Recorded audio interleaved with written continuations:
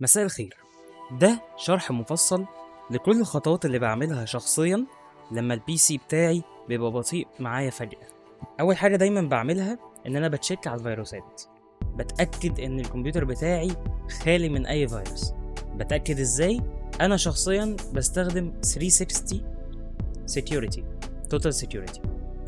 ده بالنسبة لي ابلكيشن حلو شغال كويس جدا. هو في نسخة مش فري، بس النسخة الفري بالنسبة لي مكفياني وزي الفل الصراحة. فهندخل هنا فيروس سكان، ممكن اختار بقى ان انا اكستم سكان على فايل معين او فولدر معين، او اعمل فول سكان على الكمبيوتر كله، وده طبعا ده اهم حاجة فيهم. ده ممكن تعمله كل شهر مثلا، هيبقى زي الفل معاك. ده بيفحص فايل في السي بتاعك، ولو عايزه يفحص فايل في الاف كمان، او في الهارد درايف بتاعك، الهارد ديسك بتاعك، اعمل كده تمام، ما عنديش اي مشكله، وهيبقى يعني امن جدا، وهيظبط لك الدنيا، وهيخلي لك هيخليك تطمن على الجهاز بتاعك. اوكي، انا بقى عامه في الفحوصات الدوريه دي يعني، او الحاجات اللي انا بعملها كل فتره كل شويه كده، بدوس على الكويك سكان دايما. فهنعمل كويك سكان وهنستنى مع بعض. طبعا دلوقتي هو خلص السكان وهو ملقاش اي مشكله. هو المفروض ان الكويك سكان ده بيفحص السيستم فايلز والملفات بتاعت الويندوز والابليكيشنز اللي هي يعني منتشره زي جوجل وزي الحاجات العاديه اللي بنستخدمها في كل يوم على الويندوز. وبس هو كده فحصهم كلهم، فحص الفايلات المهمه اللي في الويندوز وملقاش اي مشكله. فكده احنا خلصنا اول خطوه. تاني خطوه بقى بتبقى ال SFC Scan Now. دي زي ما قلنا قبل كده بنفتحها من ال CMD، بقى Run as Administrator، بعدين نكتب SFC Scan Now ونستنى يخلص فحص. هو المفروض عشان لو انت معاك SSD بيبقى سريع جدا، لو انت معاك هارد ديسك او هارد درايف بيبقى بطيء شويتين، بس مش مشكلة. طبعا هو دلوقتي خلص وملقاش اي حاجة عندي انا على الكمبيوتر، بس هو في الغالب بيلاقي وبيكتب لك ان هو لقى في فايلات فيها مشكلة ومسحها وظبط الدنيا. ال SFC Scan Now احنا قلنا قبل كده ان هو بيفحص الملفات الاساسية في الويندوز ويقارنها بنسخة من الملفات دي هو حافظها جوه الويندوز، وبيتأكد ان هي سليمة، ولو ملقاهاش سليمة بيمسحها ويغيرها. فكده خلصنا تاني خطوة. تالت خطوة بقى، لو عندي برنامج انتي فيروس زي ال 360 Total Security، بعمل الفول تشيك بتاعه. الفول تشيك بتاعه مميز في ايه؟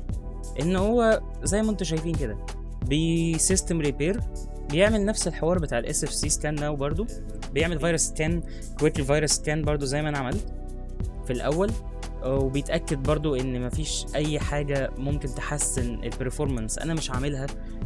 زي مثلا حاجات لو انا لابتوب مثلا، حاجات تظبط البطاريه، حاجات تتاكد من سلامه البطاريه، البوت اب سبيد، بيتاكد ان مفيش ابلكيشنز ملهاش لازمه بتشتغل لما بفتح الجهاز. بيمسح الحاجات الريجستري اللي ملهاش لازمه، الابلكيشنز بتاعتها اتمسحت مثلا، حاجات زي كده. هو بيعمل كل ده بالفول تشيك. ده التوتال ال 360 توتال سكيورتي، وهو كده اهو لقى ريجستري ملهاش لازمه، ولقى حاجات في البوت اب سبيد ممكن تحسن البوت اب سبيد، بس انا محتاج الحاجات دي فللاسف هسيبه.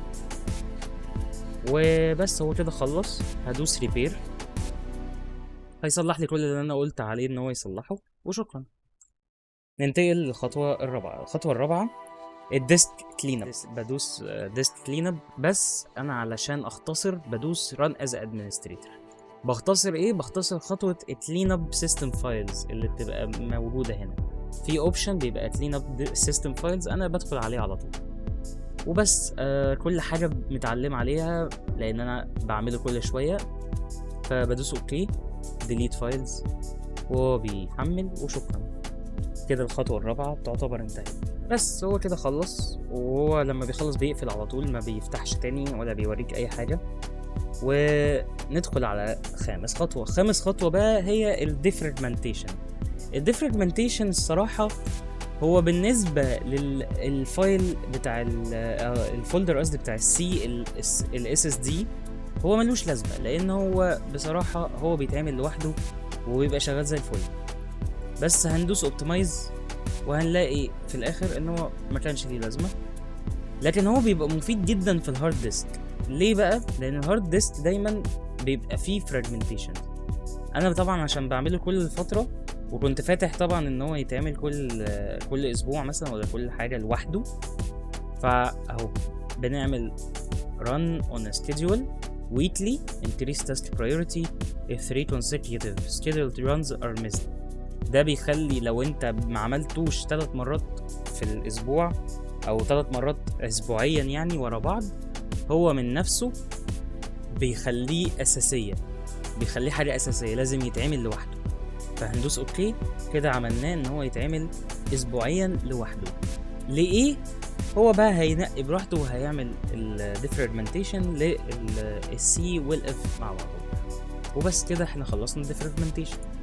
لو لا قدر الله بعد كل ده الويندوز بتاعك ما اشتغلش بسرعه برضو، ساعتها انا بلجأ لحل انا بعمله كل فتره برضو، وهو ان انا افضي السي، افضي الدرايف اللي فيه الويندوز. ودي تريكايه ساعات بتجيب نتيجه وساعات لا. بس انا عامه انا من فتره طويله جدا نقلت كل الحاجات، كل البرامج اللي انا كنت حاططها على السي حطيتها على الاف.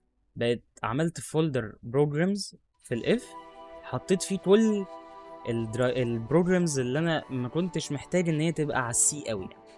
وخليت على السي بقى الحاجات الاساسيه، الويندوز والحاجات اللي انا محتاجها عامه بشكل يومي وبشكل اللي هو دائب، عشان تبقى تشتغل بشكل احسن. لو بعد كل ده الويندوز ما اشتغلش بسرعه برضو، ففي الحالات دي بقى بنضطر للاسف ان احنا نري انستول الويندوز ننزل نسخه ويندوز جديده. وده بيبقى يعني لو الدنيا صعبه قوي في الويندوز وان هو لا هو ما بيشتغلش بشكل كويس خالص يعني. بس ان شاء الله يعني ربنا ما يخليكمش محتاجين اصلا الخطوه دي تماما. وشكرا، ده كان الفيديو بتاعنا النهارده، ونشوفكم في فيديو جديد ان شاء الله قريب جدا.